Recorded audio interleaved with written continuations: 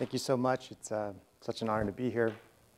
I'll start by saying, like a lot of people, ever since I was a little kid, I've loved movies. I've loved the entire experience of movies. Going to the theater, getting popcorn, seeing this huge story unfold on this huge screen. And one of the first experiences like that I recall, where I absolutely fell in love with a movie, was when I saw Aladdin as an 8-year-old, the Disney animated film. Now, that wasn't a unique experience at the time. Aladdin was a very popular movie when I was a kid, still is. But for somebody growing up in central Illinois, where there weren't a lot of people who looked like me in my city, and there definitely weren't a lot of people in positions of leadership who I could look up to who looked like me in that city, Aladdin was particularly important. Even if it was kind of offensive and had kind of a generic portrayal of a random Arab place that isn't where my family's from at all. Despite that, Aladdin was one of the first times I saw myself on screen and I saw myself as a hero on screen. So even when I went to school and kids would actually tease me sometimes and call me Aladdin or even Jafar, I wasn't that offended because it meant at least they could see me. At least I was visible, and maybe somewhere deep down I thought, well, if they think of Aladdin when they think of me, maybe they think of me as a hero too. Now, that experience is really important to me because for the last 3 years, I've critiqued and studied the representation of gender in the media. In particular, I've looked at how women are presented in Hollywood films. And one of the most common rebuttals to the idea that Hollywood films are sexist, and that's a problem, is this idea that Hollywood doesn't actually influence culture. It just shows us how it is. It doesn't change behavior. Now, that doesn't match with my own experience with Aladdin, or with the 22 years after that where I've watched movies and they've taught me things about myself, about the people around me, and they've changed how I've acted. But I know I'm not alone in that. For instance, in 1975, when Steven Spielberg released Jaws, and it was the most popular film of its day, and it was the first big summer blockbuster, Americans suddenly were afraid of sharks. The fear of great white sharks increased dramatically after that film. Not only that, the hunting of sharks suddenly became a thing that people did in America. And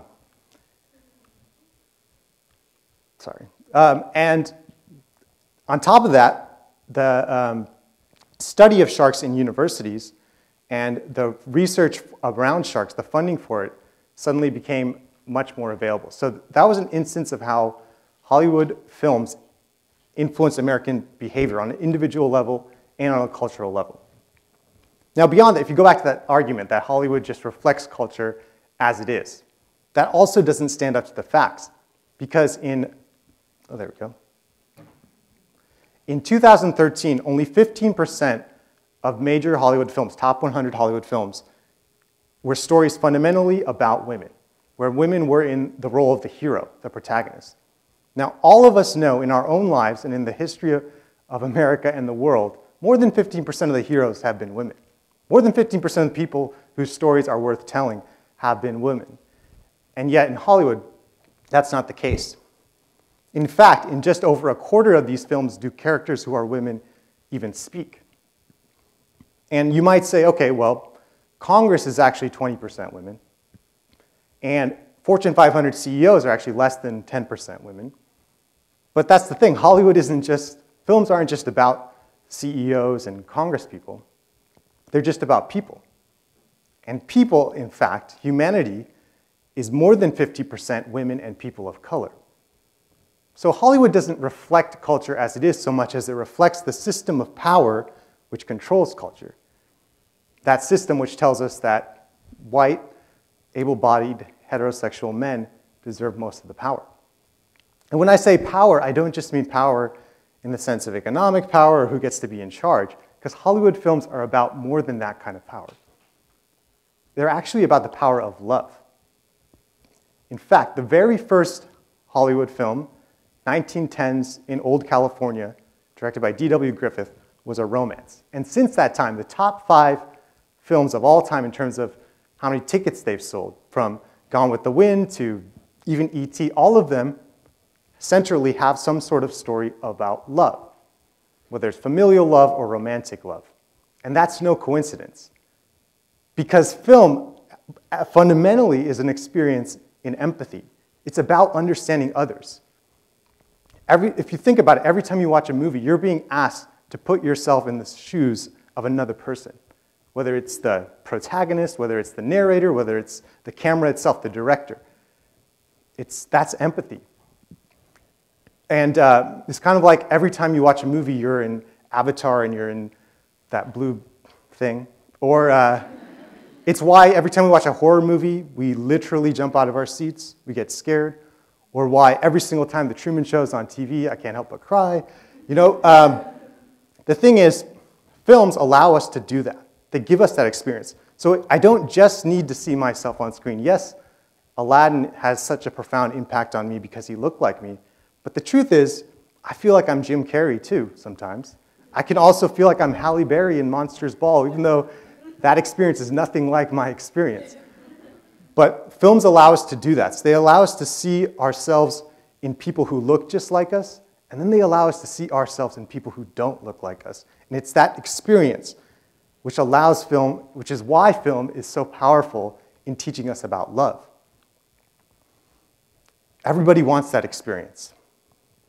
So if we think about how films can make us afraid of sharks, they can make us believe in ourselves and other people, I wonder what happens when films about love, since the beginning, have looked a certain way. To be more specific, they've included certain people and not other people. So, the top 25 romantic dramas of all time, meaning those that, again, made the most money. In all of those films, the male lead is a white guy. All of those films, except for one, were directed by a man. And in none of those films is the protagonist a woman of color. And in only one of those films is the love interest even a woman of color. And if you expand it further, the top 200 films of all time, of any kind, across all genres, all of which, or most of which, have some sort of storyline about love, in none of those films, in none of those 200 films, is the main character, the primary protagonist, a woman of color. Meaning, in the top 200 film experiences in the history of Hollywood, we have never been asked to put ourselves in the shoes of women of color. So what does that do to our conception of love? What does that do to girls of color growing up in America watching films? How do they perceive love? I think one of the most dangerous possibilities here is that fundamentally our conception of who gets empathy more, who is more deserving of empathy, it gets changed by Hollywood.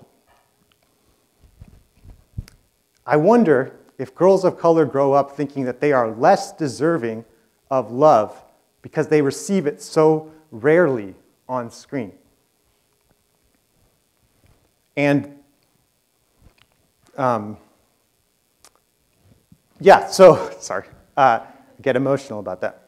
But here's the thing. Oftentimes people will say, you know, the issue of lack of representation is one of economics. That, you know, films that star women or feature women make just as much money as those that star men, which is true. They might say that it's an issue of fairness, justice. Everybody deserves to be represented, which is also true. But I want to talk about this as an issue about this fundamental, basic human emotion, love, and how it has been limited for all of us, how we have all experienced it in a constrained way. Because for over 100 years, Hollywood has told us that love belongs more frequently to certain people than others. And if Hollywood can convince people after they watch Lord of the Rings, which is this fantasy, to then go to New Zealand at a higher rate and actually physically visit this fantasy world to try to experience what they saw on screen, then can it make us feel like love looks a certain way? And to fix this, people, you know, one of the most common calls to action is to boycott those films which don't include us. And the truth is, yeah, half of the ticket buying audience in America is actually women. And in fact, 46% of the ticket buying audience in 2013 were people of color. So sure, we could think that let's just not buy tickets to the movies that don't represent us. But it's not as simple as that. Because if film is fundamentally an experience in empathy, then yeah, I like seeing movies about people who look like me. I like, and I should be able to see movies like Aladdin where I feel like I'm a hero. But I also like seeing movies about people who don't look like me. I like seeing and feeling like I'm somebody else. It's that dual experience which is so powerful that I can love myself and I can love other people through movies. And so it's not on individual people. People say, well, if 50% of audiences are women, but only 15% of films are representing women centrally, do women just like being ignored? No, that's not the case. It's because we've been trained, all of us, to feel more empathy for certain people. Since we were little, we've been conditioned to give empathy more often to men, and particularly white, heterosexual, able-bodied men. We're all trained that way. And so this is about those people in power in Hollywood telling stories about people who don't just look like them, and seeking out stories from people who don't just look like them, and giving that to the world, and not seeing that as a burden, but seeing it as an opportunity to feel more, to fundamentally expand our collective conception of love. It's about giving boys more opportunities to feel like girls watching movies. And again, it's about giving girls of color more opportunities to feel what I felt when I watched Aladdin, that I was visible, that I mattered, that I could love, and that I could be loved. And what can we do on an individual level? What can each of us do? Well, we can seek out movies about people who don't look like us, especially those of us who have privilege, those of us who are men. We can go out and find movies.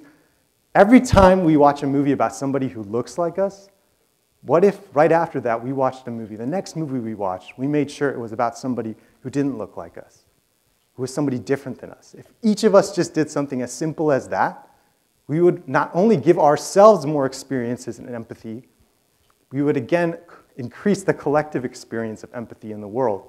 That's how we use cinema to expand love. This quote, "The best love is the kind that awakens the soul, that makes us reach for more." It's funny because it's from The Notebook, but like a lot of things Ryan Gosling says, it's true. You know, this is really about Hollywood reaching for more. Imagine what would happen if even just half of the time we spent watching movies, the millions of people every year in America who go to the movies, if even half of that time was spent imagining that we were in the shoes of women. What if just a third more of that time was spent imagining that we were in the shoes of people of color? How might that change how we behave in the real world? How might that change how we see one another, how we see love? So I really believe in this idea of reaching for more. If Hollywood could do that, then more of us, all of us, might feel that we were capable of reaching for and being reached by real empathy and real love. Thanks.